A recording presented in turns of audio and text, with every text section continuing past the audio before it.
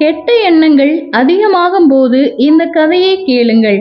ஒரு நாட்டில் தன் சிறு வயது மகனுடன் ஒரு குடும்பம் சந்தோஷமாக வாழ்ந்து வந்தது. தன் மகன் படிப்பையும் நல்ல பண்புகளையும் கற்றுக்கொள்ள வேண்டும் என்று அவனின் பெற்றோர்கள் நினைத்தார்கள். படிப்பிற்கான வயது வந்ததும் அவனை குருகுலத்தில் சேர்த்தனர். பல வருடங்கள் குருகுலத்தில் இருந்து நல்ல முறையில் கல்வியை கற்றுக்கொண்டு தன் பெற்றோரை சந்திக்க புறப்பட்டான். சில மாதங்களுக்கு முன் ஏற்பட்ட இயற்கை சீற்றத்தால் தன் கிராம மக்களும் அவர்களுடன் தன் தாய் தந்தையும் இறந்ததை அறிந்து கண்ணீர் விட்டு அழுதான். சிறிது நேரம் ஆழ்ந்து யோசித்தவன் இனி இந்த சராசரி மானிட வாழ்க்கை வேண்டாம் என்று காமம், ஆசை, கோபம் போன்றவற்றை கடந்த ஒரு வாழ்க்கையை தேடி புறப்பட்டான். தொலை தூரத்தில் இருந்த ஒரு மகானிடம் பல வருடங்களாக சீடனாக இருந்து கடுமையான பயிற்சிகளை மேற்கொண்டு முற்றும் துறந்த வாழ்க்கையை வாழ்வதற்கு கற்றுக்கொண்டு மிக பெரும் முனிவராக மீண்டும் தன் நாட்டிற்கு வந்தார். தான் கற்றுக்கொண்ட வாழ்வியல் முறையை எல்லாருக்கும் பயன்படும் வகையில் ஆசிரமம் ஒன்றை தொடங்கி அங்கு வருபவர்களுக்கு போதனைகளை தொகுத்து வழங்கினார். கொஞ்ச நாட்களில் இந்த முனிவரின் புகழ் நாடு முழுவதும் பரவத் தொடங்கியது. நாட்டின் பல பகுதிகளில் இருந்தும் இவரின் போதனைகளை கேட்க மக்கள் கூட்டம் அலைமோதியது. இதை கேள்விப்பட்ட மன்னன், நாட்டில் உள்ள மக்கள் அனைவரும் பாராட்டும் அளவிற்கு தகுதி வாய்ந்தவரா அந்த முனிவர்? அப்படியென்றால் நிச்சயம் அவரை நான் சந்திக்க வேண்டும் என்று அந்த ஆசிரமத்திற்கு அரசன் புறப்பட்டான்.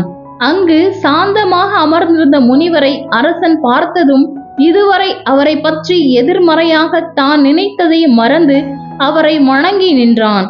எந்த விஷயத்திலும் மூர்க்கத்தனமாக நடந்து கொள்ளும் நானே இந்த முனிவரை ஒரு முறை பார்த்ததற்கே என் கோபங்கள் அகன்று மனம் அமைதியாகிவிட்டது. அப்படியென்றால் இந்த முனிவரின் முகத்தை தினமும் நாம் பார்த்தால் நிச்சயம் என்னுள் இருக்கின்ற மூர்க்க குணம் அழிந்துவிடும் என்று முடிவெடுத்த அரசன், முனிவரே, நான் இந்த நாட்டின் அரசன். நீங்கள் என் அரண்மனைக்கு வந்து விருந்துண்டு என்னை கௌரவப்படுத்த வேண்டும் என்று பணிவோடு கேட்டான். அரசனின் வேண்டுகோளை ஏற்றுக்கொண்ட முனிவரும் அரண்மனைக்கு புறப்பட்டார். முனிவருக்கு விதவிதமான உணவுகளையும் இனிப்பு பண்டங்களையும் படைத்து எந்த குறையும் இல்லாமல் அரசன் விருந்து படைத்தான். விருந்து முடிந்ததும், அரசே, உங்கள் விருந்தில் மனம் மகிழ்ந்தேன். நீங்கள் விடை கொடுத்தால் நான் ஆசிரமத்திற்கு புறப்படுவேன் என்று முனிவர் கேட்க, முனிவரே, இன்னும் சில நாட்கள் என்னுடன் இங்கு தங்கினால் நான் மகிழ்ச்சி அடைவேன் என்று அரசன் கேட்டார். முனிவரும் அரசனின் ஆசையை மறுக்க மனமில்லாமல் அங்கு தங்குவதற்கு ஒப்புக்கொண்டார். அந்த புறத்திற்கு அருகே ஒரு மாளிகையில் முனிவரை தங்க வைத்து எந்த குறையும் இல்லாமல் அரசன் பார்த்து கொண்டான். ஒருமுறை வெளியூர் பயணமாக அரசன் புறப்பட ஒரு காவலாளியை அழைத்து முனிவருக்கு தேவையான பணிவிடைகளை சரியாக செய் என்று அவனிடம் பொறுப்பை ஒப்படைத்துவிட்டு அரசன் புறப்பட்டான். ஒரு வாரம் சரியாக கவனித்த காவலாளி அதன் பிறகு முனிவரை சரியாக கவனிக்காமல் இருந்துவிட்டான். ஒரு நாள் உணவு வருவதற்கு தாமதம் ஏற்பட கடுங்கோபத்துடன் முனிவர் அரண்மனைக்கு வந்தார்.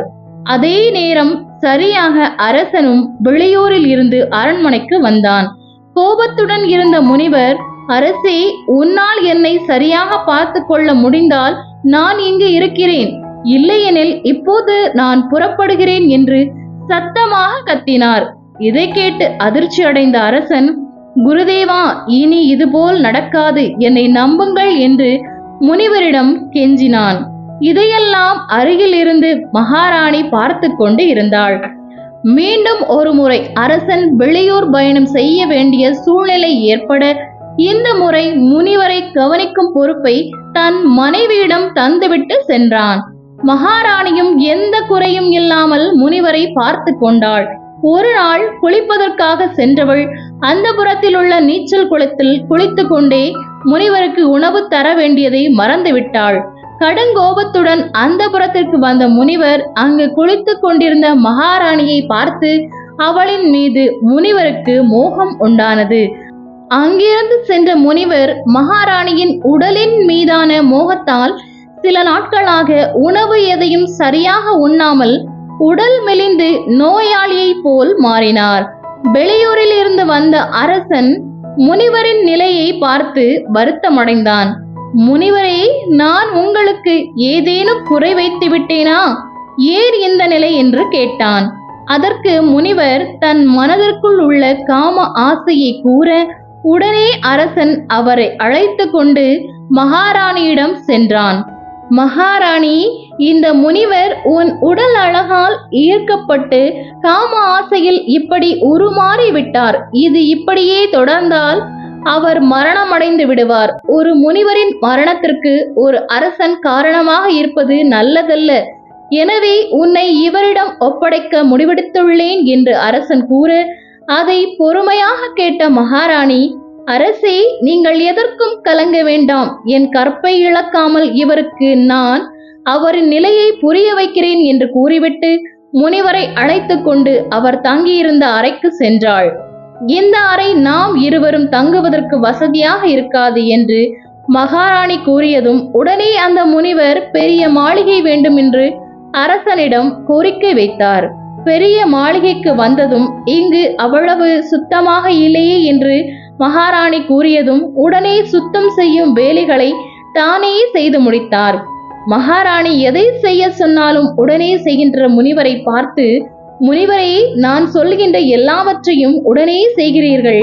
அதே போலவே எனக்கு ஒரு வாக்கு தருவீர்களா என்று மகாராணி கேட்டாள்.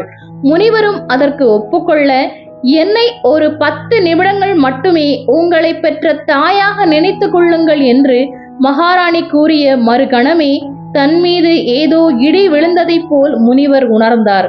பிறகு பேசிய மகாராணி, முனிவரே, ஒரு நாள் உணவு தாமதமாக வந்தது என்று நீங்கள் கடுங்கோபம் கொள்வதை பார்த்தேன். காட்டிற்குள் இருக்கும்போது எது கிடைத்தாலும் சாப்பிட்ட நீங்கள் தினமும் புது புது உணவுகளை ஆசையாக உண்பதையும் கவனித்தேன்.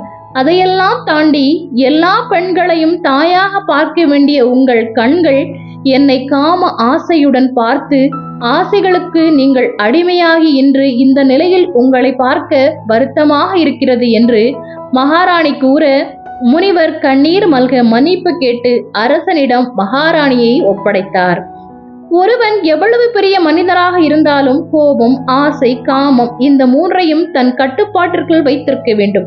எப்போது இந்த 3 ஆசைகளும் ஒருவனின் கட்டுப்பாட்டை மீறுகிறதோ அப்போதே அவன் வாழ்க்கையும் தடம் மாறிவிடும். ஒவ்வொரு மனிதனும் வாழ்க்கையை சந்தோஷமாக கழிக்க ஆசைகள், கோபதாபங்கள், காம உணர்வுகள் இவையெல்லாம் தேவைதான். ஆனால் அது தேவையான அளவாக இருக்க வேண்டும்.